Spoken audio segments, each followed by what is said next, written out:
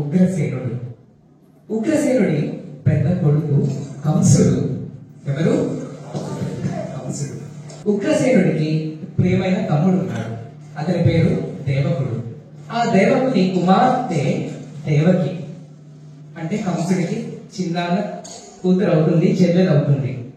చెల్లెలు దేవకి అంటే కంసునికి ఎంతో ప్రేమాభిమానాలు, కంటికి రెప్పలాగా ఆదరంగా చూసుకుంటూ ఉండేవాడు. దేవకి యుక్త వయస్సు రాగానే పక్కనున్న రాజ్యానికి చెందిన మహారాజు సూరసేనుడి యొక్క కొడుక్కి దేవకినిచ్చి వివాహం జరిపించారు. ఎవరతను? వసుదేవుడు. సూరసేన మహారాజు పక్క రాజ్యపు మహారాజుకి ఉన్న సంతానంలో వసుదేవుడు మరియు అతని చెల్లెలు కుంతి మనందరికీ తెలిసిన వారు. వసుదేవుడికి ఇచ్చి దేవకిని వివాహం జరిపించారు. ఇంకా ఆ వివాహ వేడుకలో అంతా తానే చూసుకుంటున్నాడు కంసుడు. అందరి తలలో నాలుకలాగా ప్రవర్తిస్తూ, అందరికి ఏం కావాలో తానే దగ్గరుండి చూస్తూ, తన చెల్లెలి పెళ్లికి వచ్చిన అతిథులను తానే ఆదరిస్తూ వస్తున్నాడు. పెళ్ళైన తర్వాత ఊరేగింపు. ఆ ఊరేగింపుకి రథం వచ్చింది. రథం నడిపే సారథి కూడా వచ్చాడు. అంటే కంసుడు నువ్వు వెళ్ళిపో అని సారథిని పంపించి తానే పగ్గాలు అందుకున్నాడు. నా చెల్లెలి రథానికి మరెవరో నడపడం ఏమిటి, నేనే తీసుకువెళ్తాను అన్నంత ప్రేమతో ఆ రథాన్ని నడుపుతున్నాడు. వెనక తన బావని చెల్లెలని కూర్చోబెట్టుకున్నాడు. అంతా బాగుంది, సంగీత వాయిద్యాలు వినపడుతున్నాయి. కానీ అల్లంత దూరం వరకు రథం వెళ్ళిందో లేదో ఉన్నట్టుండి ఆకాశంలో ఉరుము వెళ్ళింది. ఎంత గట్టిగా ఉందంటే శబ్దము అందరూ నిశ్చేస్తులే చూస్తూ ఉండిపోయారు. అంతలో ఆకాశవాణి వినపడింది. ఓ కంస, ఏ చెల్లెలినైతే నువ్వు ప్రాణప్రదంగా చూసుకుంటున్నావో ఆ చెల్లెలికి పుట్టే 8వ సంతానం నీ పాలిట యముడవుతాడు, నీకు మృత్యువు శాసిస్తాడు అని గర్జించింది. అంతే, బిత్తరిపోయారు పెళ్లి బృందం అంతా. కంసుడిని చూద్దుగా చేతులు కాళ్ళు వణుకుతున్నాయి, కళ్ళు ఎరిపెక్కిపోతున్నాయి, ముఖమంతా చెమటలు పట్టేస్తున్నాయి. 20-25 అపురూపంగా చూసుకున్నాడు చెల్లెలిని. కానీ ఒక్క నిమిషంలో తన మనసు మారిపోయింది. అంతే, సింహంలాగా ఉగ్రుడై గర్జించాడు, లేచి నిలబడ్డాడు. ఆ రథం మెట్లు ఎక్కి చెల్లెలిని జడ పట్టుకొని రథం నుంచి కిందకి ఈడ్చుకొని పడేశాడు. తన ఒడిలో ఉన్న కత్తిని తీసి చెల్లెలి మెడ నరకడానికి పైకెత్తాడు. చూసారా, మనుషులు బంధువులు బాంధవ్యాలు అనుకుంటూ ఉంటాం. ఒక మనిషి మారడానికి ఎంతసేపు పడుతుంది? 20 ఏళ్ళు ప్రేమగా ఉంటారు, 30 ఏళ్ళు ప్రేమగా ఉంటారు. ఉన్నట్టుండి ఏమైందో ఒక్క రోజులో నాణ్యం కాస్త తిరగబడిపోతుంది. 25 ఏళ్ల ప్రేమలు ఎక్కడికి పోతాయో, 40 ఏళ్ల ప్రేమలు ఎక్కడికి పోయాయో తెలియదు. ఇక్కడ కూడా అదే జరిగింది. కంసుడు తన కత్తి ఎత్తి ఇంకా దేవకి తల నరకపోతూ ఉంటే వసుదేవుడు పరిగెత్తి వచ్చి బాబా కాళ్ళ మీద పడ్డాడు. బాబా శాంతించు, ఇంత ప్రేమగా చూసుకుంటున్న చెల్లెల్ని ఎలా వధించగలవు నువ్వు? నీకు మాకు పుట్టబోయే బిడ్డ ద్వారానే కదా ముప్పు, మీ చెల్లెలు కాదు కదా. కనుక తనని ప్రాణాలతో విడిచిపెట్టు. నాకు పుట్టిన ప్రతి సంతానాన్ని నీకు అప్పచెప్తాను, వాళ్ళని నువ్వు ఏమి చేసుకున్నా మాకు అభ్యంతరం లేదు అని వేడుకున్నాడు.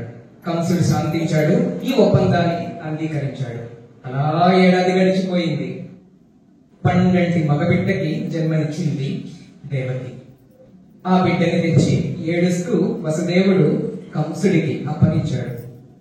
మొదటి మేనల్లుని చూడగానే కంసుడి మనసు కరిగిపోయింది. అరే బాబా, ఏం పర్వాలేదులే, 8వ కొడుకుతోటే కదా నాకు సమస్య, కాబట్టి మొదటి 7 కొడుకుల్ని నేనేం చేయనులే, నువ్వు పట్టుకుపో, చక్కగా పెంచుకోండి అన్నాడు. చాలా సంతోషించాడు వసుదేవుడు. పట్టుకొని వెళ్ళిపోయాడు. అంతలో కాగల కార్యం తెలిసిన నారద మహాముని ఇచ్చేశాడు. కంసుడి దగ్గరికి వచ్చాడు. ఏకాంత మందిరంలో కూర్చున్నాడు. చెప్పాడు నారదుడు, ఓ మహారాజా,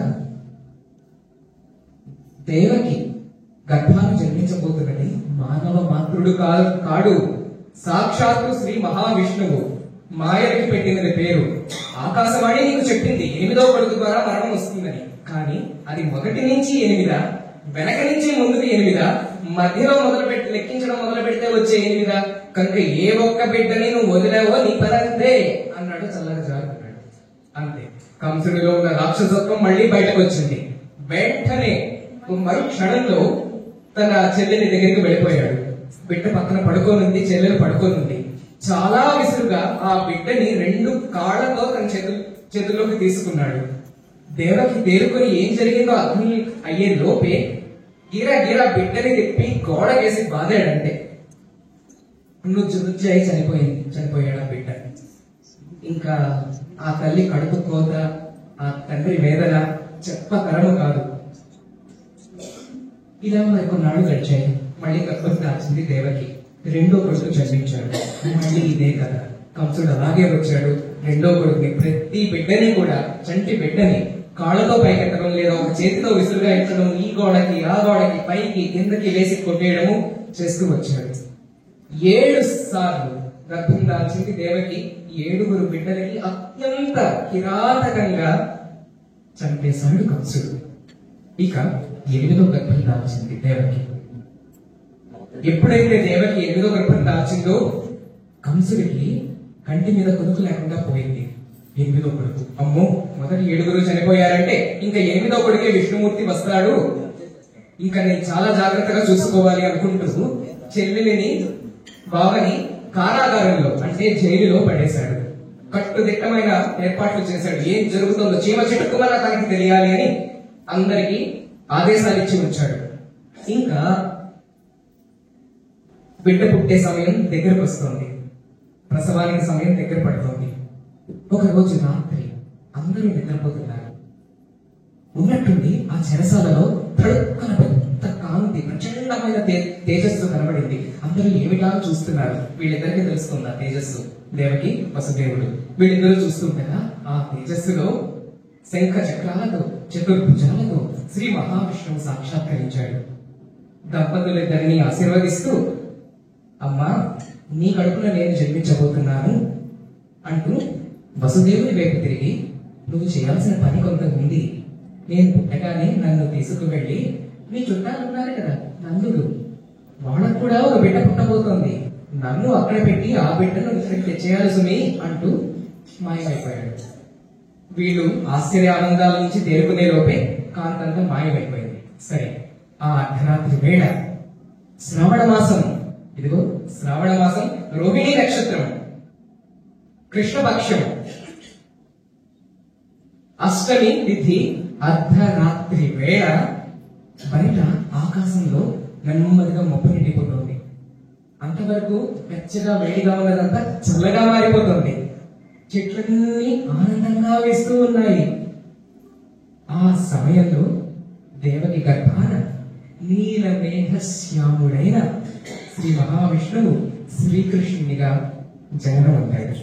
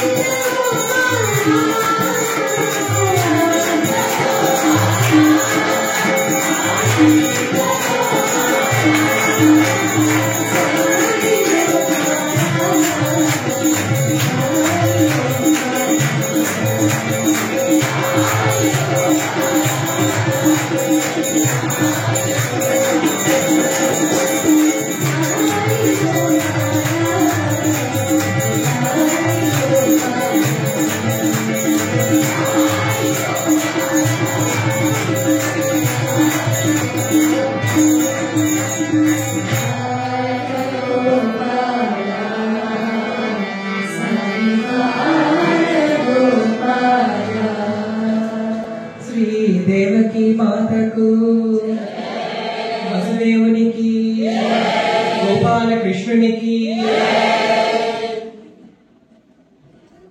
బిడ్డ జన్మించగానే శ్రీ మహావిష్ణు మాయ వలన భటులందరికీ ఎక్కడ లేని మైకం వచ్చి తూగిపోయి ముద్దు రాతుల్లాగా కింద పడి నిద్రపోతున్నారు.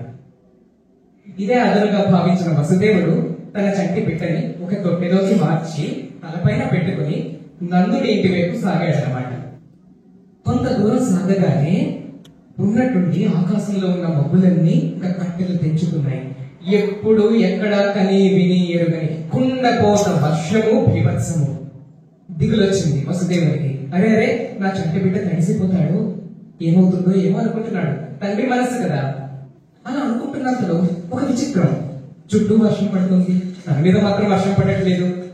ఏమిటో ఆశ్చర్యం అనుకుంటున్నాడు. ఆలోచించేంత వ్యవధి లేదు, ముందుకు సాగిపోతున్నాడు. కానీ నిజానికి అక్కడ జరిగినదేమిటి? వెనక తన ప్రభువైన విష్ణుమూర్తి కలిసిపోతున్నాడు. 10,000 పడగలు గల శ్రీ ఆదిశేషువు పడగ విప్పి శ్రీకృష్ణుడి పైన తాను కాపలా కాస్తున్నాడు. ఒక్క చుక్క వర్షం కృష్ణుడి మీద పడకుండా. ఆ విధంగా వసుదేవుడు, కృష్ణుడు, ఆదిశేషువు ముందుకు సాగిపోతూ ఉండగా మరో చిక్కొచ్చి పడింది. యమునా నది. అసలే వర్షం పడుతుందేమో, ఉద్ధృతంగా వరదలా ప్రవహిస్తోంది. ఇదెలా దాటడం? మళ్లీ ఆలోచనలో పడ్డాడు వసుదేవుడు. సరే, ఏదైతే అయ్యింది, చెప్పిన వాడు భగవంతుడు కదా, నాదేం పోయింది అంటూ ఆ నదిలో తన కుడికాలు మోపాడు. అంతే, తన ప్రభువైన శ్రీకృష్ణుడు వస్తున్నాడన్న సంతోషంతో యమునా నది మధ్యకి చీడిపోయి శ్రీకృష్ణుడు వెళ్ళడానికి మార్గాన్ని అందించింది. వసుదేవుడు ఆనందంగా ముందుకు సాగిపోయాడు. నందుని ఇంటికి చేరుకున్నాడు. విష్ణు మాయ వలన అక్కడ కూడా అందరూ నిద్రపోతున్నారు. అప్పుడే ప్రసవం జరిగింది. యశోద పక్కన ఒక ఆడబిడ్డ ఉంది. ఏం చేశాడు వసుదేవుడు? తన కృష్ణుడిని యశోద పక్కన పెట్టి యశోద యొక్క ఆడబిడ్డని తాను మళ్ళీ తొట్టెలో పెట్టుకుని తిరిగి వచ్చేశాడు. తిరిగి వచ్చిన తర్వాత, కారాగారంలోకి వచ్చిన తర్వాత ఉన్నట్టుండి మెలకు వచ్చింది అందరికీ కూడా. భటులందరూ పరిగెత్తుకుని వెళ్ళారు కంసుడి దగ్గరికి. రాజా రాజా, 8వ బిడ్డ అని. అంతే, పరిగెత్తి వచ్చాడు కంసుడు. చూస్తే ఆడబిడ్డ. ఆశ్చర్యం. ఆ విష్ణుమూర్తి ఎలాగైనా రాగళ్ళులే అనుకున్నాడు. వెంటనే ఆ బిడ్డని కూడా, స్త్రీ అని కూడా, శిశువుని కూడా కనికరం లేకుండా ఎత్తి తిప్పి తిప్పి ఆకాశంలోకి విసిరాడు. కింద పడలేదు ఆ బిడ్డ, ఆకాశంలో నిలబడిపోయింది. వికటాట్టహాసం చేసింది. ఓ ఈ పిచ్చి కంస, నన్నే చంపుదాం అనుకున్నావు కదూ, నేను మాయాశక్తిని. నిన్ను చంపేవాడు రేపల్లెలో సురక్షితంగా పెరుగుతున్నాడు అని మాయమైపోయింది. అంతే, గుండాగ్రంథ పని అయింది కంసుడు. ఏమిటి, ఎలా జరిగింది? ఇంత కట్టుదిట్టమైన ఏర్పాట్లు చేశాడే, ఎలా జరిగింది? ఏమీ అర్థం కాలేదు. ఇక మనము రేపల్లెకి వద్దాము. రేపల్లెలో ఇంకా జాతర, తిరునాళ్లే. ఎందుకంటే రేపల్లని పరిపాలన చేసేది నందుడు, యశోద. ఇంకా వాళ్ళ ఇంట్లో బిడ్డ పుట్టాడు అనగానే ఎంత ఆనందము. నిజానికి గర్గ మహర్షి, వాళ్ళ కులగురువు గర్గ మహర్షి శ్రీకృష్ణుడికి కృష్ణ అని నామకరణం చేసిన వ్యక్తి. కృష్ణుడు అల్లార ముద్దుగా పెరుగుతున్నాడు. ఒక రోజు యశోద కృష్ణుడికి తల్లి పాలు తాపుతూ, అంతలో తాను పొయ్యి మీద పాలు పెట్టారో అది మరిగిపోతున్నాయన్న విషయం గమనించి ఆ స్ఫురణకి వచ్చి కృష్ణుడి కింద పెట్టి పరిగెత్తి వెళ్ళింది. కన్నా, ఒక్క నిమిషం నాన్న, ఇప్పుడే వచ్చేస్తాను అని వెళ్ళింది. అంత చిన్న కృష్ణుడికి కోపం వచ్చింది. అమ్మ నన్ను వదిలి అక్కడికి వెళ్ళిపోతుందా? అంతలో పాకడం నేర్చేసుకున్నాడు అప్పటికే. ఇంకా టక పాకుతూ వెళ్ళిపోయాడు. గది దాటాడు, గుమ్మం దాటాడు, గోడ దాకా వెళ్ళిపోయాడు. తలుపు బయటకు వచ్చేసాడు, వాళ్ళ ఇంటిలోంచి బయటకు వచ్చేసాడు. వెళ్ళి అక్కడ ఒక ఎడ్లబండి ఉంది. ఎడ్లబండి దగ్గరికి వెళ్ళాడు. వెళ్ళిన వాడు ఊరుకున్నాడా? తన చిన్నారి కాలు ఇలా ఎత్తాడు, పడి మరి తన్నాడు ఆ ఎడ్లబండిని. చిన్న బిడ్డకంటే ఏమవుతుంది ఎడ్లబండికి? తనేది కృష్ణుడు కదా, ఆకాశంలోకి ఎగిరింది. అది జామ్మని ఎగిరిపోయింది ఆకాశంలోకి. కంటికి కనబడనంత దూరం ఎగిరి కింద పడి ముక్కలయ్యింది. అయితే ముక్కలై పడినది ఎడ్లబండి కాదు, శకటాసురుడనే మహాభయంకరమైన రాక్షసుడి మృతదేహము, అతని శరీర భాగాలు చిల్లా చెదురుగా పడి ఉన్నాయి. ఈ కోలాహలమంతా విని పరిగెత్తుకొచ్చింది యశోద. గాపరా పడిపోయింది. ఏమిటి, రాక్షసుడి తల ఏమిటి, కోరలేమిటి, చేతులేమిటి, రక్తం ఏమిటి? చూస్తే కృష్ణుడు ఏమీ తెలియనట్లుగా మాయకంగా ఇలా చూస్తున్నాడు అక్కడ. అయ్యో కన్నా అంటూ ఎత్తుకొని మళ్ళీ లోపలికి తీసుకుని వెళ్ళిపోయింది. ఈ రకంగా రాక్షసులు ఒకటి తర్వాత ఒకరు ఎంతో మంది వస్తూ ఉంటే నందుడికి భయం వేస్తుంది. ఇదేదో గ్రహ పీడలాగా ఉంది, ఇక్కడ ఉంటే నా కొడుక్కి ఏమి ఆపద వాటిల్లుతుందో అనుకున్నాడు. అక్కడి నుంచి మకాం మార్చేయాలని, ఊరంతా అక్కడి నుంచి తరలించేయాలని నిశ్చయించుకున్నాడు. ఎక్కడికి వెళ్తే బాగుంటుంది అని ఆలోచించారు అందరూ. అప్పుడు వాళ్ళకు మంచి ఉపాయం తట్టింది. అక్కడికి కొంత దూరంలో యమునా నదీ తీరంలో బృందావనము అనే ఒక అందమైన ప్రదేశం ఉంది.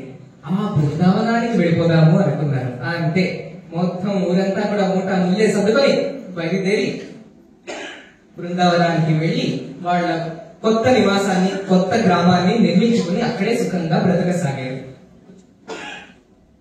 ఇక కృష్ణుడు నెమ్మదిగా పెరిగి పెద్ద అవుతున్నాడు. చిన్ని కృష్ణుడు అయ్యాడు. పాకే కృష్ణుడు కాస్త నడుస్తున్నాడు, పరిగెడుతున్నాడు.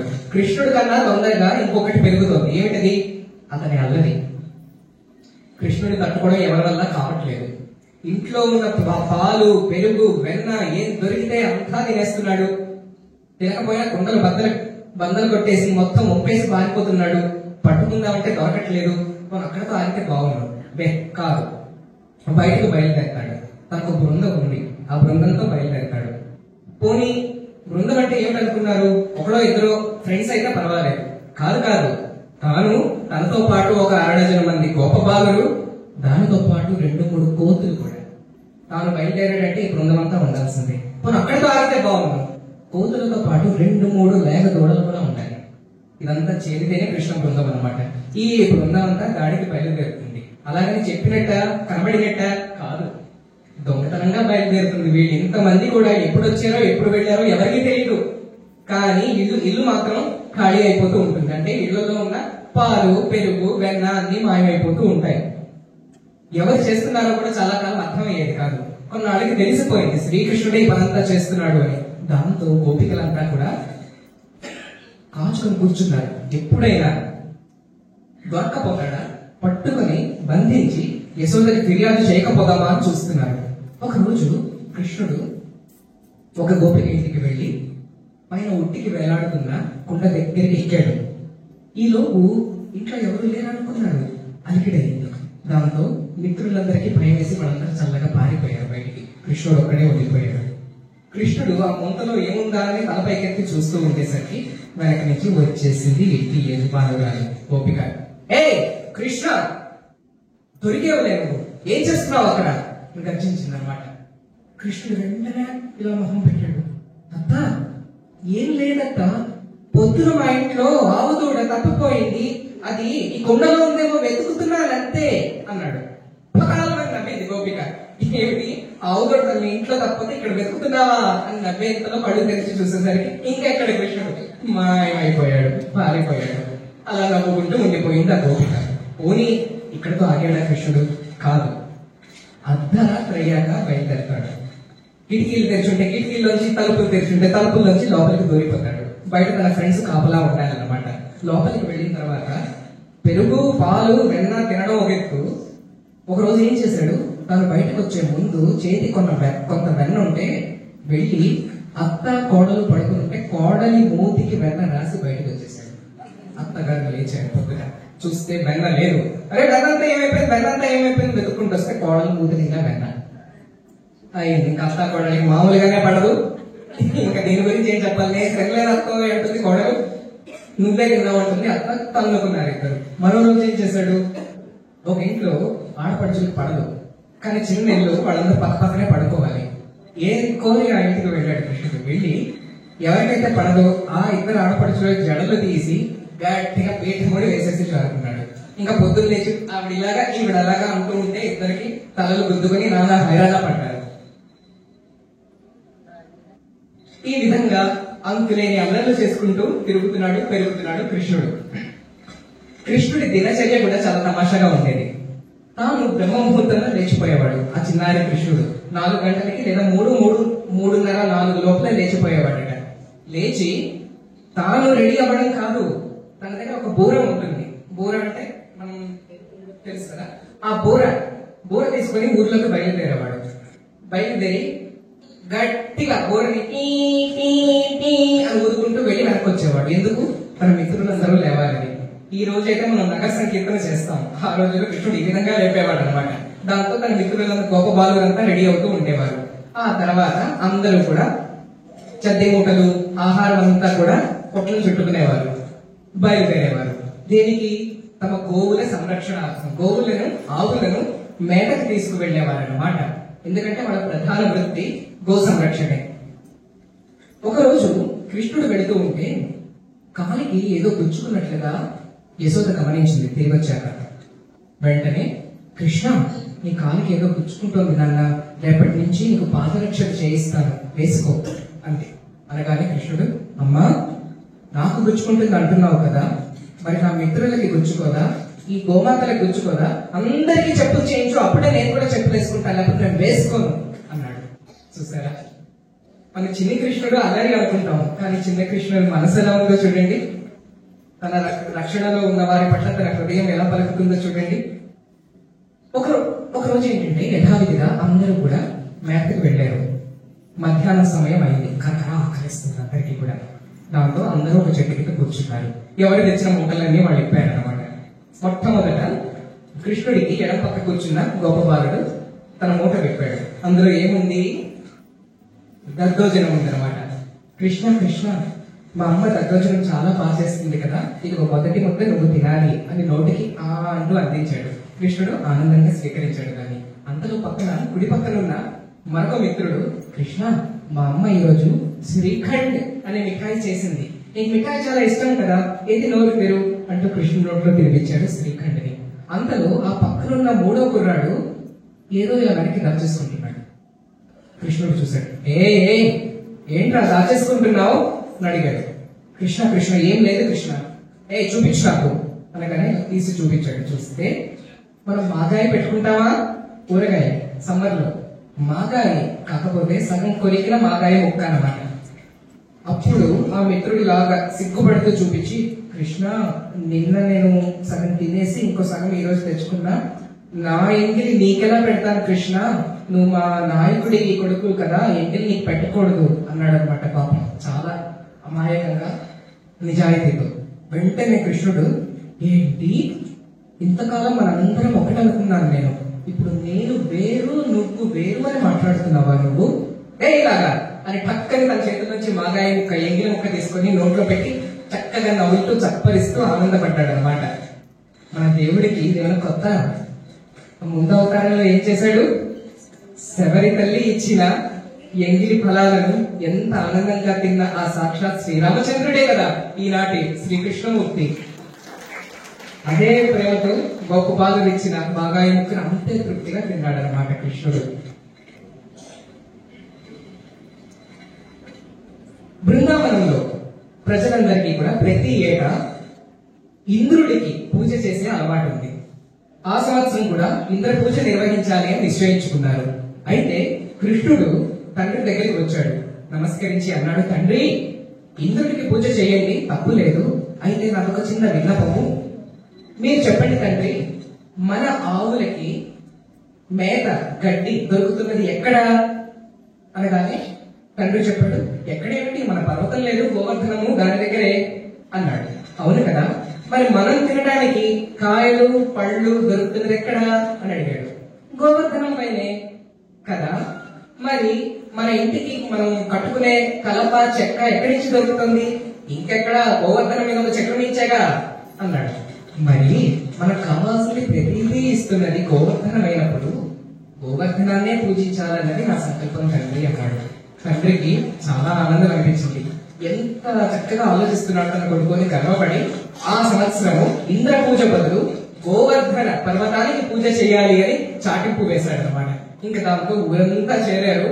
మహా అద్భుతంగా గోవర్ధనం దగ్గరికి వెళ్లి చాలా ఆనందంగా పూజ జరుపుతున్నారు. ఈ వార్త స్వర్గాధిపతి అయిన ఇంద్రుడికి తెలిసిపోయింది. ఒక్క క్షణము అంతటి ఇంద్రుడికి కూడా మాయ కమ్మింది. ఉన్నది సాక్షాత్తు శ్రీ మహావిష్ణువు అన్న విషయాన్ని మర్చిపోయి, ఏమిటి, ఒక చిన్న పిల్లాడి మాట విని ఊరంతా నాకు ఎదురు తిరుగుతారా అంటూ ఇంతవరకు చరిత్రలో ఎవరూ చూడనంత ప్రచండమైన వర్షాన్ని, వరదని, తుఫానుని పంపించాడు రేపల్లె వైపు, బృందావనం వైపు. ఇంకా కారు మబ్బులు కమ్ముకున్నాయి, పిడుగులు, ఉరుములు, గాలులంట 150-200 కిలోమీటర్ల వేగంతో వీచాయట. అంటే ఏమిటి? మనిషి అన్నవాడు నడవలేడు, ఊగిపోతాడు, ఎగిరిపోతాడు. పిల్లలు ఎగిరిపోతుంటే తల్లిదండ్రులు పట్టుకోవాల్సి వచ్చింది. ఇంకా వర్షం మొదలైతే కుండపోత, క్లౌడ్ బర్స్ట్ అంటున్నాం ఈ రోజు, అలాంటి కుండపోత కురుస్తోంది అనమాట. ఇలా చూస్తుండగా వరదలు వచ్చేస్తున్నాయి. ఏం చేయాలో బిత్తరపోయారు ఇంకా బృందావన వాసులంతా. కృష్ణ కృష్ణ అంటూ అందరూ కృష్ణుడి చుట్టూ చేరారు. కృష్ణ, నువ్వు చెప్తేనే కదా గోవర్ధనానికి పూజ చేయడానికి మేము సిద్ధపడ్డాము. ఇప్పుడు చూడు, ఇంద్రుడి కోపానికి మేము గురయ్యాము, మమ్మల్ని రక్షించి కృష్ణ, కాపాడు కృష్ణ అంటూ మొరపెట్టుకున్నారు. ఒక్క క్షణం కళ్ళు మూసి గంభీరంగా కళ్ళు తెరిచాడు కృష్ణుడు. చిన్ని కృష్ణుడు, మీరు దిగులు పడకండి, మీకేమీ జరగకుండా చూసుకునే బాధ్యత నాది అన్నాడు. నెమ్మదిగా గోవర్ధన పర్వతం వైపు నడిచాడు. చిన్ని కృష్ణుడు, 6-7 ఏళ్ల వయసు లేదు, 6-7 సంవత్సరాల చిన్ని కృష్ణుడు గోవర్ధనం వైపు నడిచాడు. ఆ కొండ చుట్టూరా ఉంది కదా, తన కుడి పాదాన్ని ఎత్తి ఆ కొండ మొదలులో ధన్యమని నిలిపాడు కిందన. అంతే, కొండ చుట్టూరా వలయాకారంలో పెద్ద చీలిక ఏర్పడిపోయింది. ఆ చీలికలోకి గెలితాడు కృష్ణుడు. లోపలికి వెళుతూ ఒక చేతితో కొండని ఇలా అంటుంటే కొండ పాడంగా ఇలా పైకి లేచిపోతుంది. అలా కొండ మధ్యకి వెళ్ళిపోయాడు. వెళ్ళి తన చిటికిన వేలు, ఎడమ చేతి చిటికిన వేలు పైన అంతటి పర్వతాన్ని ఇలా లేపి నిలబెట్టాడన్నమాట గోవర్ధనగిరి ధారి శ్రీకృష్ణ పరమాత్మ.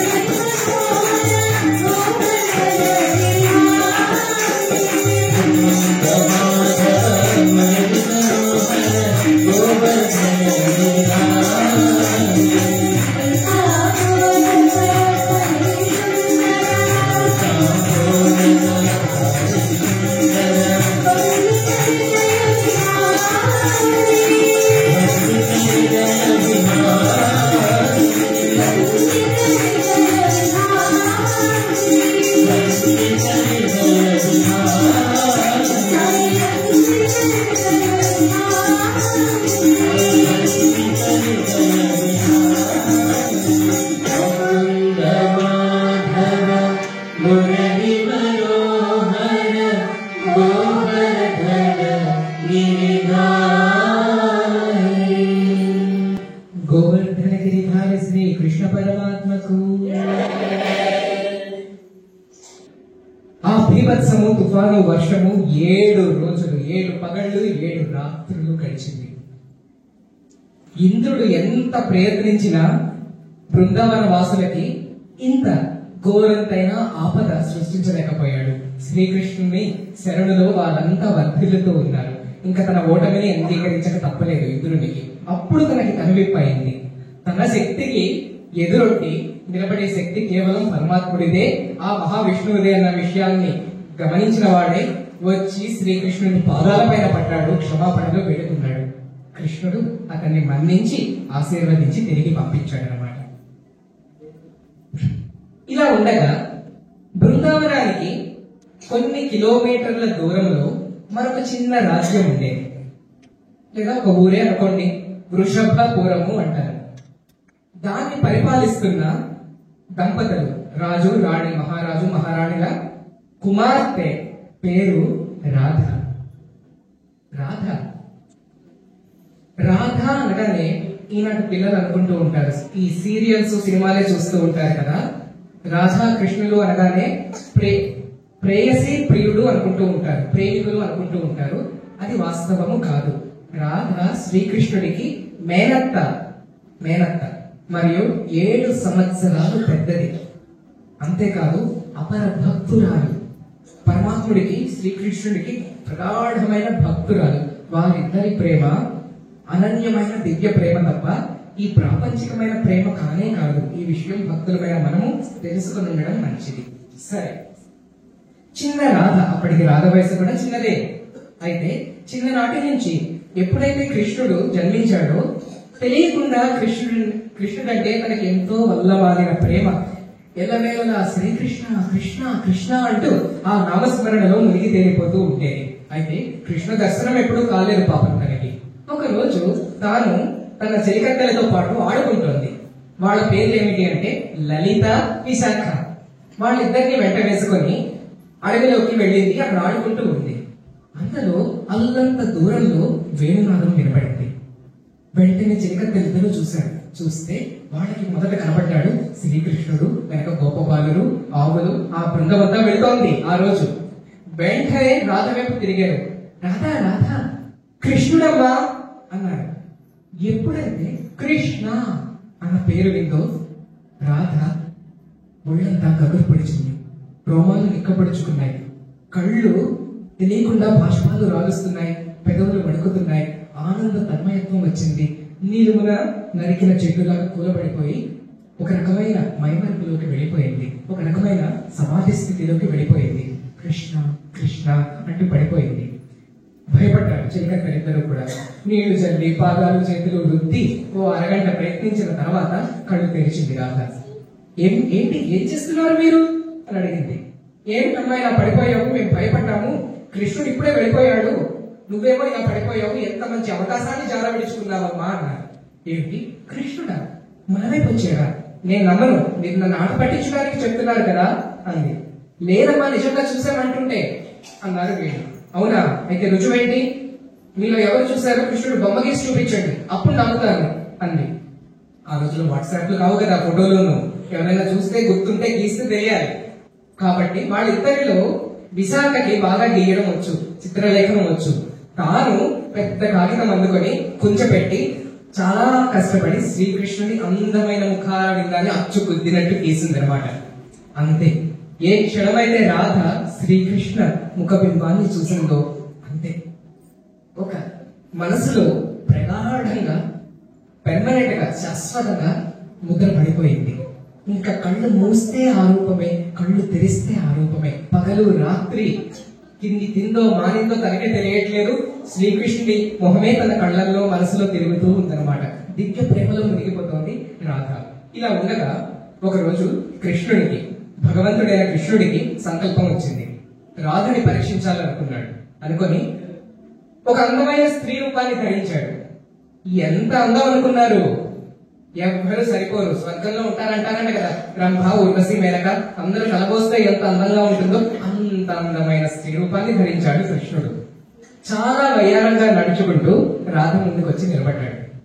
అందరూ చూసి రాధతో సహా ఆశ్చర్యపోయి అని ఉండిపోయారు. ఇంత అందమా? ఈమె మనిష, దేవకన్య, దేవత అని ఆలోచిస్తున్నారు. ఎవరమ్మా నువ్వు అని అడిగింది రాధ. నా పేరు గోపాదేవి అన్నాడు కృష్ణుడు కొంటెగా. గోపాదేవ, ఇక్కడెక్కడ చూడలేదే, ఏ ఊరు మీది? పక్కనే బృందావనం మాది. బృందావనమా అంటే? బృందావనము నందుడు పరిపాలిస్తారు కదా. అంటే నువ్వు కృష్ణుని చూసావా అంది వెంటనే.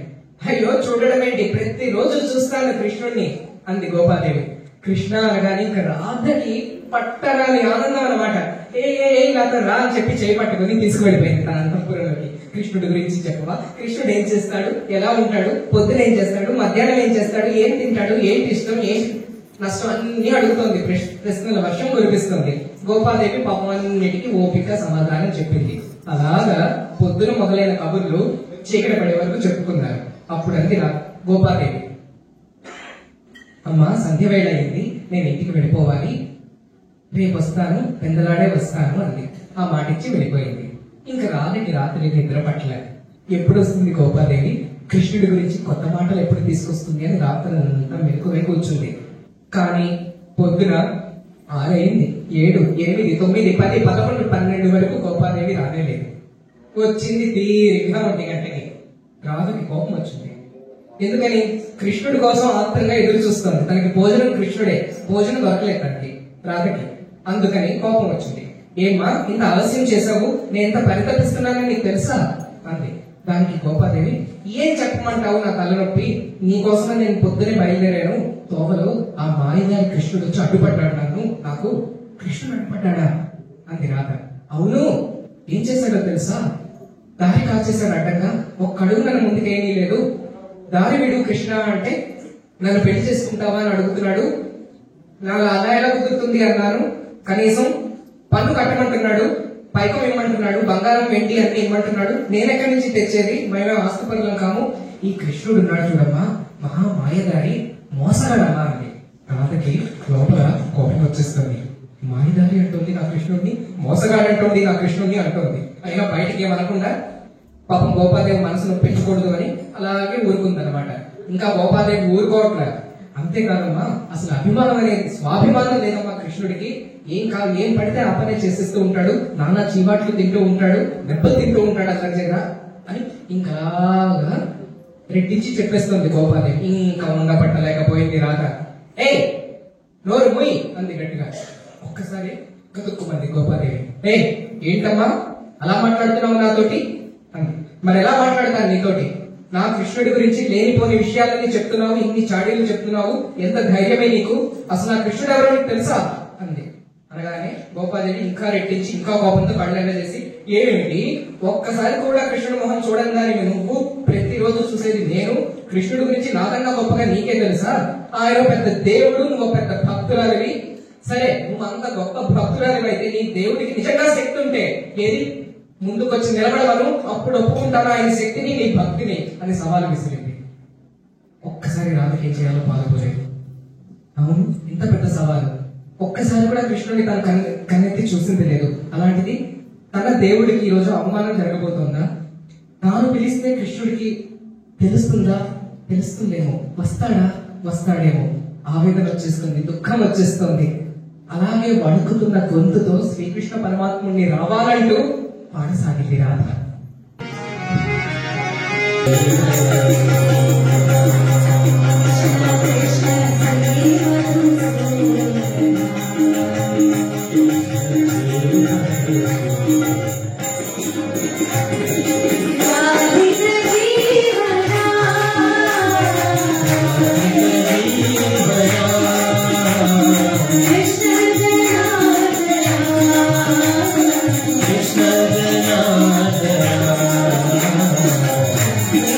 Krishna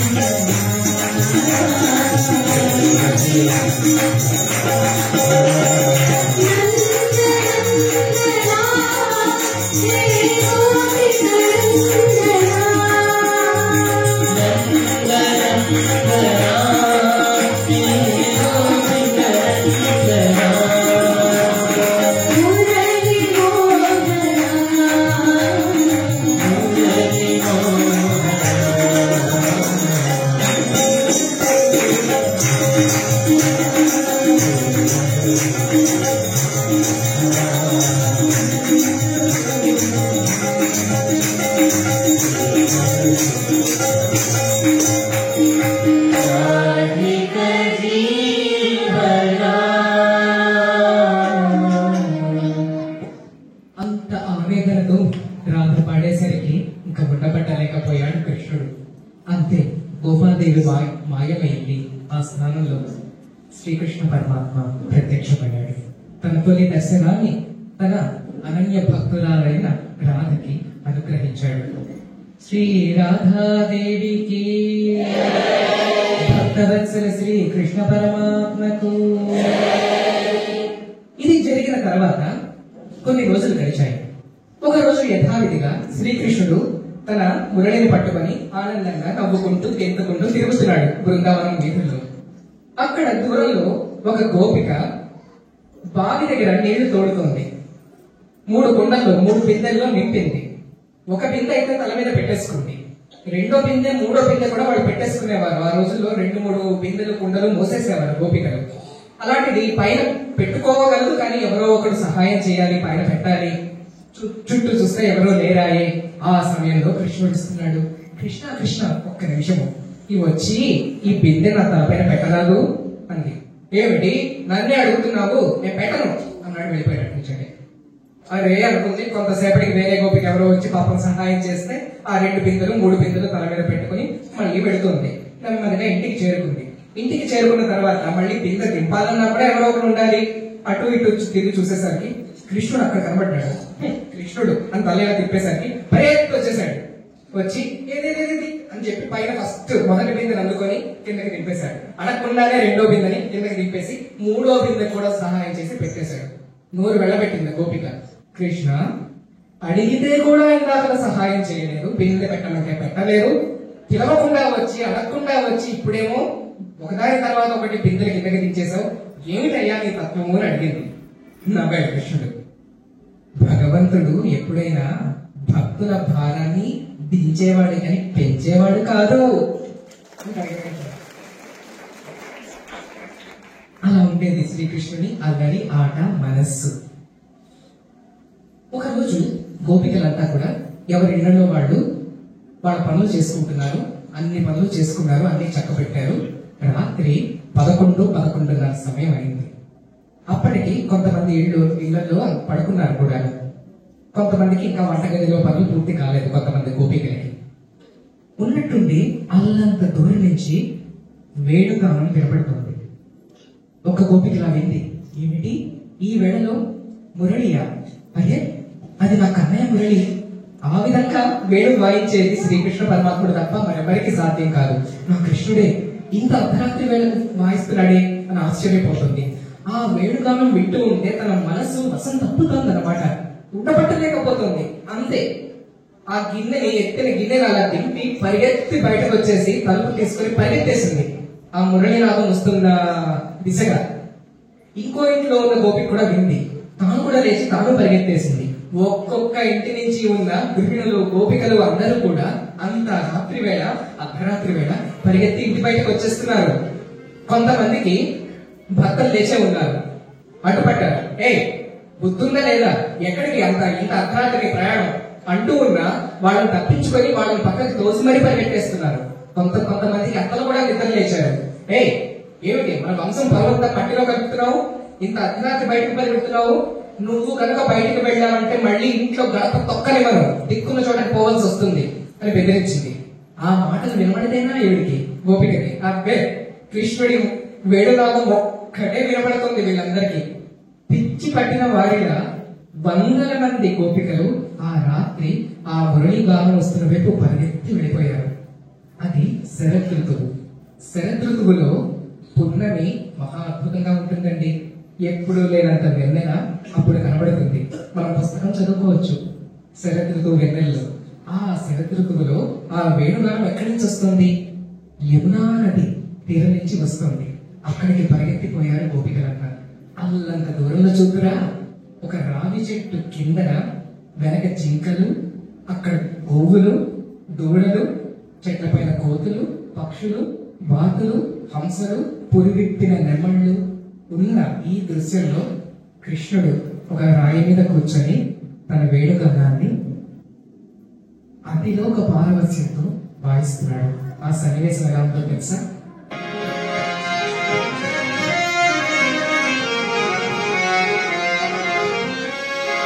చల్లగా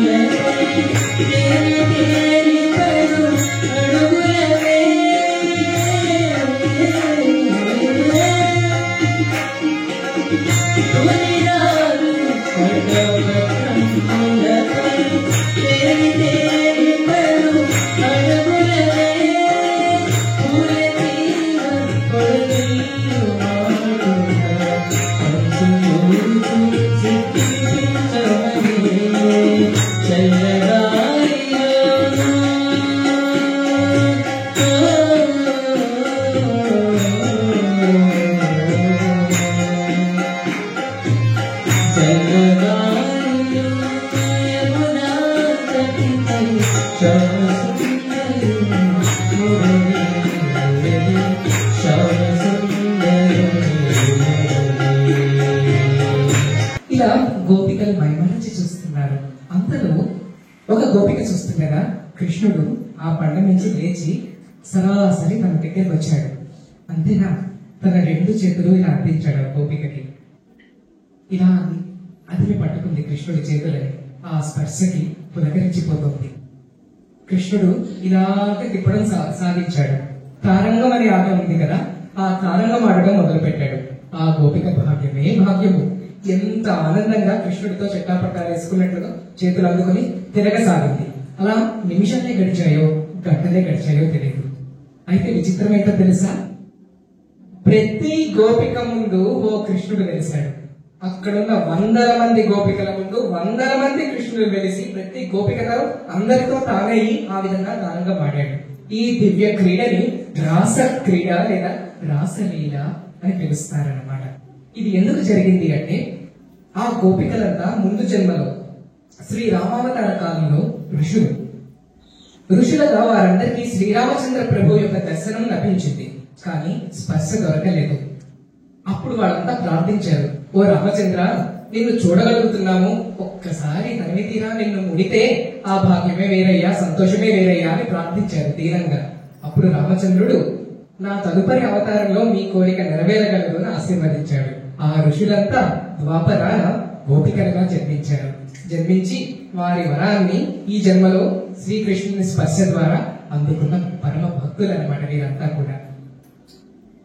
ఇది ఇలా జరుగుతూ ఉండగా అక్కడ మధురలో కంసుడికి రాను రాను బెంగ ఎక్కువైపోతోంది. ఎంతమంది రాక్షసులను పంపించినా శ్రీకృష్ణుడికి ఎటువంటి హాని జరగలేదు, ఇంకా ప్రాణాలతో తిరుగుతున్నాడన్న వార్త తనకి తెలుస్తోంది. ఇంకా లాభం లేదు. స్వయంగా కృష్ణుణ్ణి మధురకి పిలిపించి తన ముందు తన కళ్ళ ముందే చంపించేయాలి అన్న దురాలోచనకి ఒడిగట్టాడనమాట. దాంతో తన మంత్రి అక్రూరుణ్ణి పంపించాడు. శ్రీకృష్ణ బలరాములు అన్నదమ్ములు ఇద్దరిని కూడా సాధారణంగా మధురకి తీసుకురా, ఏమని చెప్తావు, ఇక్కడ మల్ల యుద్ధం పోటీలు పెడుతున్నామని, ఆ పోటీల్లో పాల్గొనవలసిందిగా వాళ్ళకి ఆహ్వానం ఇస్తూ తీసుకురా అని పంపించాడు. ఈ విన్నపాన్ని అంగీకరించారు. బలరామకృష్ణులు ఇద్దరు కూడా బయలుదేరి అక్రూరుడితో మధురా నగరానికి విచ్చేశారు. ఇక మధురా నగర వీధుల్లో అన్నదమ్ములిద్దరు నడుస్తూ ఉంటే ఒకరి ద్వారా ఒకరు ఆ కబురంతా చెప్పేసుకున్నారనమాట. ఇంకా వీధుల్లో జనమంతా బారులు తీరిపోయారు. 100 మంది 1000 మంది ఇళ్ల నుంచి బయటికి వచ్చి బారులు తీరి కళ్ళిలా అప్పగించి చూస్తున్నారు. అరే, ఎవరి అన్నదమ్ములు? చూస్తే మాధవ మాతృలా అనిపించట్లేదు, అశ్విని కుమారులా, సాక్షాత్ మన్మథమూర్తులా, ఎవరు వీరు అంటూ ఆశ్చర్యపోతున్నారు. ఇంకా మధురా నగరంలో ఉన్న స్త్రీల విషయం అయితే చెప్పాల్సిన పని లేదు. వాళ్ళ కళ్ళ రెప్పలు కూడా పడట్లేదు అనమాట. బొమ్మలాగా చూస్తూ ఉండిపోయారు కృష్ణ బలరాములిద్దరిని. అలా టీవీగా సింహ కిశోరాల్లాగా నడిచి వెళ్ళిపోతున్నారు అన్నదమ్ములు. ఇంతలో అనుకున్న పథకం ప్రకారము కంసుడు ముందే ఒక ఏర్పాటు చేసి వచ్చాడు. తన దగ్గర అత్యంత క్రూరమైన గంభీరమైన ఒక మదగజం అనేది ఉంది, ఒక ఏనుగు. దాని పేరు కువలయాపీడ. ఏం పేరు? కువలయాపీడ. అది ఎంత పేరు పొందింది అంటే, దానికి కిర్రెక్కితే అంటే దానికి చిరాకు కోపము వస్తే ఎంతటి వాడినైనా ఎంత మందినైనా కాళ్ళ కింద తొక్కి చంపేస్తుంది. దాని కింద పడి మరణించిన వారి సంఖ్య వందల్లో ఉందన్నమాట. అటువంటి మదపు ఏనుగుని బలరామకృష్ణుడు వచ్చే మార్గంలో ముందే సిద్ధం చేసి వచ్చాడు. ఒక సన్నటి సందు కూడా ఎంచుకున్నాడు. వాళ్ళు ఆ సందు తిరిగితే అటు ఇటు తప్పించుకోవడానికి వీలు లేకుండా దాని కాళ్ళ కింద పడి నలిగిపోతారు అన్న ఉద్దేశంతో ఎప్పుడైతే బలరామకృష్ణుడు ఎదురు పడ్డారో దానిపైన ఎక్కి కూర్చున్న మావటి వాడు తనకున్న బల్యంతో దాన్ని పొడిచాడు అనమాట. కిర్రెక్కింది. దాంతో ఇంకా ఎక్కడ లేని ఆవేశంతో ఊగిపోతూ తొండాన్ని తలని ఇలా ఇలా ఆడిస్తూ ముందుకి పరిగెత్తి వచ్చింది. అంతే, ఇంక చుట్టూ ఉన్న ప్రజలు పరిగెత్తి లోపలికి ఎత్తి తలుపులు వేసుకొని కిటికీలు తెరిచి ఏం జరుగుతుందా ఆకారాలు పెడుతూ చూస్తున్నారు. పరిగెత్తి ముందుకు వస్తుంది ఆ ఏనుగు. దాని ముందు చూస్తే బలరామకృష్ణులు ఇద్దరు చిన్న చిన్న చీమల్లా కనబడుతున్నారు అనమాట. అరేరే అరేరే ఏం జరుగుతుంది అనుకుంటున్నారు. వచ్చి శ్రీకృష్ణుడు 4 అడుగుల దూరంలో ఉండగా 2 కాళ్ళు ఎత్తి కృష్ణుడిని తొక్కేయాలని ముందుకు వస్తోంది కువలయాపీడ. కానీ విచిత్రం, ఇలా కాళ్ళు ఎత్తింది కానీ అంగుళం కూడా ముందుకు రాలేకపోతున్నది. అలా ఎలా ఆగిపోయింది అని అందరూ ఆశ్చర్యంతో చూస్తుండగా దాని వెనక దాన్ని తోకని పట్టుకొని ఇలా నిలబడ్డాడు బలరాముడు. బలరాముడి శక్తి ముందు కువలయాపీడ ఒక్క అంగుళం ఆ ఏనుగు ముందు కదలలేకపోతుంది. అంతటి శక్తిశాలి బలరాముడు. ఇంకా కృష్ణుడు చూశాడు, నవ్వాడు. ఒక్కసారి గాల్లోకి లంఘించాడు అనమాట. హనుమంతుడు ఆనాడు లంకకి సముద్రానికి లంఘించినట్టు ఎగిరి పిడికిలి 2 బిగించి ఏనుగు కుంభస్థలం మీద గట్టిగా ఒక్కసారి మోదాడు. అంతే, కొండంత ఉన్న కువలయాపీడ ఏనుగు క్షణంలో బస్తాల కింద కూలిపోయి ప్రాణాలు విడిచింది. వెంటనే చుట్టూ ఉన్న ప్రజలంతా ఆశ్చర్యం ఆనందాలకి లోనయ్యి శ్రీకృష్ణునికి జై, బలరామునికి జై అంటూ జయకారాలతో స్వాగతించారన్నమాట. ఈ విధంగా ఆ ఏనుగుని సంహరించి ఎక్కడైతే పోటీలు జరుగుతున్నాయో ఆ వేదికకు విచ్చేశారు బలరామకృష్ణులు ఇద్దరు కూడా. వీళ్ళిద్దరూ బతికే ఉండడం చూసి కంసుడు ఆశ్చర్యపోయాడు. ఇదేమిటి, ఇంతటి ఏనుగు కూడా వీళ్ళ దగ్గర ఏమి చేయలేకపోయింది అని ఆదుర్తపడ్డాడు. వీళ్ళు రాగానే మరొక ఉపాయం పన్నాడు. తన దగ్గర 2 మహావీరులు ఉన్నారు, చాణూర, ముష్టిక. వాళ్ళిద్దరి పేర్లు. వారు కూడా సామాన్యులు కాదండి. ఒక్కొక్కడు కొన్ని లక్షల మంది సైన్యాన్ని వీరులని మట్టు పెట్టిన వీరులు. వాళ్ళిద్దరిని సిద్ధం చేసి ఉంచాడు. వాళ్ళిద్దరితో మల్ల యుద్ధానికి పిలిపించాడు అనమాట. అయితే ఆ ప్రాంగణం అంతా ప్రజలతో నిండిపోయింది. కృష్ణ బలరాములు ఇద్దరు కూడా మధ్యకి వచ్చి నిలబడ్డారు. అటు నుంచి చాణూర, ఇటు నుంచి ముష్టిక ఇద్దరు వస్తున్నారు. అందరికి ఆశ్చర్యం, ఏం జరుగుతుంది ఇక్కడ? ఇక్కడ చూస్తే పసిపిల్లలు, బాలులు, 11 ఏళ్ల వయసు ఉంది. అటు చూస్తే కొండల్లాగా ఏనుగుల్లాగా ఉన్న వీరులు, యువకులు. వీళ్ళిద్దరి మధ్యలో మల్ల యుద్ధమా? వీళ్ళకి కుస్తీ పట్ల ఇది చాలా అన్యాయం అంటూ మనసులోనే బాధపడుతున్నారు. కానీ కంసుడికి ఒక్క మాట కూడా ఎదురు చెప్పలేకపోతున్నారు. ఇక చాణూర, ముష్టికులు ఇద్దరు వచ్చి అమాంతం కృష్ణ బలరాముల పైన పడి వాళ్ళిద్దరిని పైకి లేపేశారు. ఒక్కొక్కరిని లేపి గిరగిరా తెప్పి దూరం గిరాకి వేసి కొట్టారు. అల్లంత దూరంలో పడ్డాడు కృష్ణుడు, ఇల్లంత దూరంలో పడ్డాడు బలరాముడు. వెంటనే వీళ్ళిద్దరు పరుగు అందుకున్నారు. ఎవరు? చాణూర, ముష్టికులు పరిగెత్తి ఎగిరి కృష్ణుడిని మోదేయాలి అన్నట్లుగా ఎగిరారనమాట. అంతలో ఒకరి కన్ను ఒకరు చూసుకున్నారు బలరామకృష్ణుడు ఇద్దరు. అయ్యిందేదో అయ్యింది, ఇక్కడతో చాలు, ఆపేద్దాం అనుకున్నారు. వాళ్ళు ఎగిరి గుద్దేంతలో వీళ్ళు పక్కకి తప్పుకున్నారు. ఇద్దరు లేచి నిలబడ్డారు. అంతే, వీళ్ళిద్దరూ తిరిగి వాళ్ళ మీదకి ఎగిరి ఒక్కొక్క దెబ్బ పెడి మన గుద్దుతూ ఉంటే అంతటి మహాయోధులు కూడా ఏమీ చేయలేక విలవిల్లాడిపోతున్నారు అనమాట. మరో 10-15 సెకండ్లు కాగానే చాణూర, ముష్టికులు ఇద్దరు కూడా ప్రాణాలు విడిచి నెలకూలిపోయారు. ఆ ప్రాంగణం అంతా బలరామకృష్ణులకి జయ అన్న నినాదాలతో నిండిపోయింది. ఇంకా కంసుడికి పట్టరాని కోపం, ఉద్రేకం. ఏమిటి, నా రాజ్యంలో నా శత్రువుకి జయ జయకారాలు పలుకుతున్నారు, ఇంకా లాభం లేదు, నా చేతులతో నేనే ఆ కృష్ణుడిని సంహరిస్తాను, మట్టు పెడతాను అంటూ సింహాసనం నుంచి విసురుగా లేచాడు. ఆ ఉద్ధృతికి సింహాసనం వెనక్కి ఎగిరి పడిపోయింది. ఇంకా కోపంగా ఒక్కొక్క అడుగు పెడుతున్నాడు కంసుడు. కింద మెట్లు ఉంటాయి కదండి, మెట్లు పగిలిపోతున్నాయి. ఒక్కొక్క అడుగు పడుతుంటే కంసుడిది మెట్టు చీలిపోయి ముక్కలు బద్దలైపోతుంది అనమాట.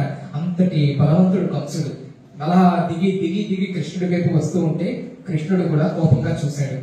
అన్ని సంవత్సరాలు తన కన్న తల్లి దేవకి, తన తండ్రి వసుదేవుడిని చెరసాలలో పెట్టి బంధించి హింసించినవన్నీ గుర్తొచ్చాయి శ్రీకృష్ణ పరమాత్మునికి.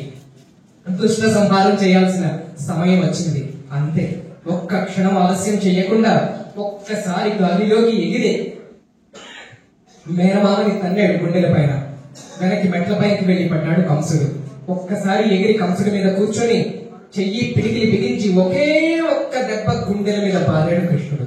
అంతే, ఆ ఒక్క దెబ్బతో కంసుడు వీరమరణం పొందాడు. ఆ విధంగా మధురా నగరానికి సంవత్సరాలుగా దశాబ్దాలుగా పట్టిన పీడని తొలగించాడు కృష్ణుడు. వెంటనే చెరసానికి వెళ్లి తన తల్లిదండ్రులిద్దరిని విడిపించి, అలాగే తాతైన ఉగ్రసేనుడిని కూడా కంసుడు చెరబట్టాడు అనమాట. వాళ్ళందరినీ విడిపించాడు. అంతేకాదు కంసుడు ఎంతో మంది స్త్రీలని, రాకుమారులను కూడా చెరబట్టాడు. వాళ్ళందరినీ విడిపించి ఉగ్రసేన మహారాజుని మళ్ళీ రాజుగా ప్రకటింపచేశాడు. మరికొన్నాళ్ళు మధురా నగరంలో ఆతిథ్యం స్వీకరించడానికి ఉండిపోయాడు. ఓ పక్క కృష్ణుడు అక్కడ ఉండిపోతే, ఓ పక్క బృందావనంలో గోపికలు అల్లల్లాడిపోతున్నారు. ఒక్క రోజు కూడా కృష్ణుని చూడకుండా బతకలేరు. అలాంటిది వెళ్ళి ఎన్ని వారాలు అయిపోయిందో వాళ్ళకి అసలు ఇంకా నిద్రాహారాలు కూడా నచ్చట్లేదు అనమాట. కృష్ణ కృష్ణ కృష్ణ అంటూ ఆ నామం తలుస్తూ ఉండిపోతున్నారు. ఏం చేయాలో పాల్పోవట్లేదు. అప్పుడు కృష్ణుడు అక్కడ కొత్త మిత్రుడు దొరికాడు. అతని పేరు ఉద్ధవుడు. ఆ ఉద్ధవుని పిలిచి, ఉద్ధవ, పాపం గోపికలు నా గురించి చాలా దిగులు పడుతున్నారు, నా తరపున ఒక ఉత్తరం ఇస్తాను, అది వాళ్ళకి అందజేయ నాన్న ఇచ్చి పంపించాడు అనమాట. ఉద్ధవుడు ఆ ఉత్తరం పట్టుకొని కొంచెం గర్వంగా నవ్వాడు వెటకారంగా. ఏమిటి ఉద్ధవ నవ్వుతున్నావు అన్నాడు కృష్ణుడు. కృష్ణ, మీరు మహాత్ములు, అవతారమూర్తి మీరు ఇందులో చూస్తే ఏమిటి రాశారు చూడండి ఉత్తరంలో.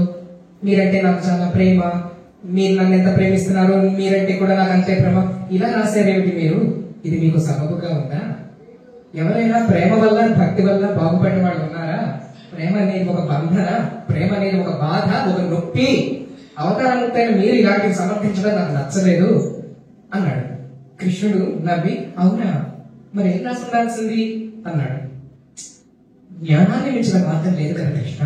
విచక్షణ ఉండాలి, జ్ఞానం ఉండాలి, ఏది సత్యము ఏది అసత్యము, ఈ వస్తు వివేచన అంటారు, ఆ వివేచన ఉండాలి. అది కదా రాజమార్గము. భగవంతుని పొందాలంటే కేవలం జ్ఞానం ద్వారా మాత్రమే సాధ్యం కదా కృష్ణ, అదే రాయాల్సింది మీరు అన్నాడు.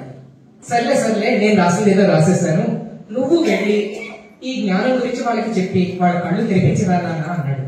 సరైన బయలుదేరాడు ఉద్ధవుడు. నెమ్మదిగా బృందావనం చేరుకున్నాడు. బృందావనం చేరుకుని వచ్చి చూసేసరికి అక్కడ గోపికలంతా ఈ విడిపోయిన జుట్టుతో దుబ్బుకొని ఎన్ని రోజులైందో, అట్టలు కట్టేసిన జడలు, కడగని మొహాలు, తుమ్ము పట్టిపోయిన మొహాలు, పక్క చిక్కిపోయిన శరీరాలు అలాగా జీవోత్సవాలాగా పడి ఉన్నారు. గట్ల మీద, గుమ్మంలోని, వంటగదిలోని, చెట్ల కింద, నది పక్కన స్త్రీలందరూ, గోపికలందరూ కూడా జీవోత్సవాలాగా పడి ఉన్నారు. చూసి ఏం జరుగుతోంది ఇక్కడ, పిచ్చి ఏమిటి ఇంత తీవ్రస్థాయికి వెళ్ళిపోయింది, అనే వీళ్ళని బాగు చేయాలి, వీరికి కర్తవ్య బోధ చేయాలి అనుకున్నాడు. అమ్మా, కృష్ణుడు నన్ను పంపించాడు అని గట్టిగా అరిచాడు. అనగానే ఎక్కడున్న గోపికలంతా ఒక్కసారి లేచి ఉలిక్కిపడి పరిగెత్తి వచ్చాడు. ఇంటి కృష్ణుడు వచ్చాడా అన్నాడు. కృష్ణుడు రాలేదమ్మా, కృష్ణుడు నన్ను పంపించాడు, ఉత్తరం రాసిచ్చాడు నీకోసం అన్నాడు. అనగానే గోపికల మొహాలు వేలాడిపోయాయి. ఉత్తరమా? మాకు ఉత్తరం అక్కర్లేదు, మాకు కృష్ణుడే కావాలి అని ఏడవడం మొదలు పెట్టారు. పోనీ ఒక్కసారి చదవచ్చు కదా, కృష్ణుడే రాశాడు, నేను చదువుతాను, మీరు వినండి చాలు అన్నాడు. అనగానే గోపికలు మళ్ళీ ముఖం తిప్పేశారు. చూడండి నాయన, మీ ఉత్తరం చదవాలంటే, చదివి వినాలంటే, అర్థం చేసుకోవాలంటే ఒక మనసు అనేది ఉండాలి కదా. మా మనసు ఎప్పుడో కృష్ణుడితో పాటు మొదలుకి వెళ్ళిపోయింది. మేము మనసు లేని శవాలలాగా జీవోత్సవాలా బ్రతుకుతున్నాము. మనసు లేనిది ఆ ఉత్తరం మాకు ఎలా అర్థమవుతుంది? కనుక ఈ ఉత్తరం మాకు అక్కర్లేదు, మా మీద కనికరం ఉంటే కృష్ణుడే రమ్మను అని మళ్ళీ చెప్పి అటు ఇటు చెల్లాచెదిరైపోయారు. వెళ్ళిపోయి ఏం చేయడం మొదలు పెట్టారు? ప్రతి ఆకు ఇలా ఎత్తి చూస్తున్నారు. ఒక గోపికైతే చిన్న చిన్న రాళ్ళు ఇలా అటు ఇటు తిప్పి చూసి పడేస్తుంది. ఇంకో గోపిక ఏం చేసింది, నది దగ్గరికి వెళ్ళి నీళ్ళల్లో ఇలా వెతుకుతుంది. ఇంకో గోపిక ఏమిటంటే అక్కడ చిన్న చిన్న గడ్డి ఎండిపోయినవన్నీ ఉంటే అవన్నీ తీసి పీకి అటు ఇటు తిప్పి చూస్తుంది. ఉద్ధవుడు అలా చూస్తున్నాడు, వీళ్ళకి పిచ్చి పట్టింది, వీడు మన లోకంలో లేరు, వీళ్ళకి ఏదో అయిపోయింది, బాగా ముదిరిపోయింది, కృష్ణుడికి నేను ఈ విషయం వెంటనే చెప్పాలి అనుకున్నాడు. అన్నంతలో దూరం నుంచి ఒక సుమధురమైన గానము వినపడసాగింది.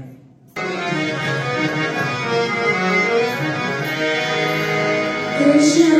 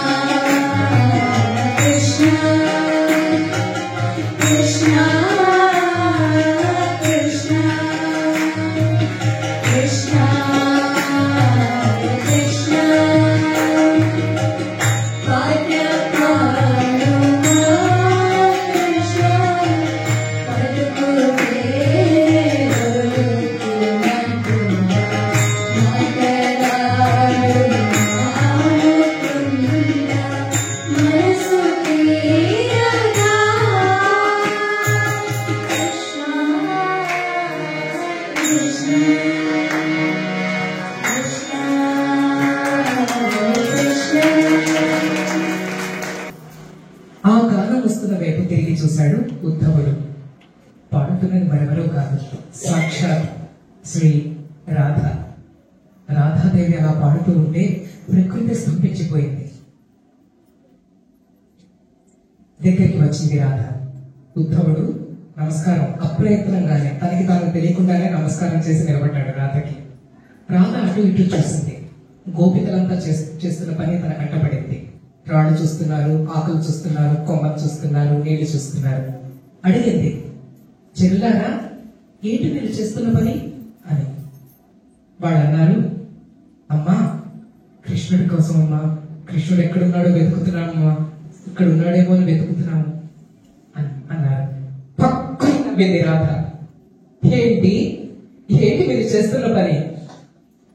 కృష్ణుడి కోసం వెతుకుతున్నారా? అసలు కృష్ణుడి కోసం వెతకాలా? శ్రీకృష్ణ పరమాత్ముడు లేని చోటంటూ ఏదైనా ఉందా అందనమాట రాధ. మరో క్షణంలో ప్రతి ఆకు మీద శ్రీకృష్ణ రూపం ప్రత్యక్షమైంది, ప్రతి రాయి మీద శ్రీకృష్ణ రూపం ప్రత్యక్షమైంది. యమునా నది పర్వతాల్లో శ్రీకృష్ణుడు కనపడుతున్నాడు. చెట్టు మీద, కొమ్మ మీద, గట్టు మీద, రాతి మీద, రప్ప మీద, అన్నిటి మీద శ్రీకృష్ణ రూపం కనబడసాగింది. చుట్టూ తిరిగి చూశాడు ఉద్ధవుడు. మొహానికి చెమటలు పట్టేశాయి, కాళ్ళు ఉనికిపోతున్నాయి. శ్రీకృష్ణుని విశ్వరూపం కళ్ళకు కనబడుతుంది, రాధ యొక్క భక్తి కళ్ళకు కనబడుతుంది, గోపికల యొక్క హృదయం కళ్ళకు కనబడుతుంది. ఇంకెందుకు జ్ఞానము, ఇంకెందుకు విచక్షణ, వివేచన? వద్దు వద్దు, ప్రేమ ఒక్కటి చాలు. భగవంతుని పట్టుకోవాలంటే ఏమీ అక్కర్లేదు, ప్రేమ ఒక్కటి చాలు అని ఉద్ధవుడు అర్థం చేసుకుని రాధ కాళ్ళ మీద పడి క్షమాపణలు వేడుకున్నాడు. ఈ విధంగా భగవంతుడిని తమ ప్రేమతో బంధించిన భక్తుల కథే భాగవతం. అంతేకాదు భక్తుల ప్రేమకు తనని తాను అర్పించు నేర్చుకున్న భగవంతుడి కథే భాగవతం. అట్టి మన ప్రియాతి ప్రియమైన శ్రీకృష్ణునికి మనసారా చిట్ట చివరిగా ఒక అందమైన భజన మనం పాడుతున్నాము. మామూలుగా పాడొద్దండోయ్. మీ మనసులో ఎంత కృష్ణుడు ఉన్నాడో నాకు కనపడాలి, కృష్ణుడికి కనపడాలి.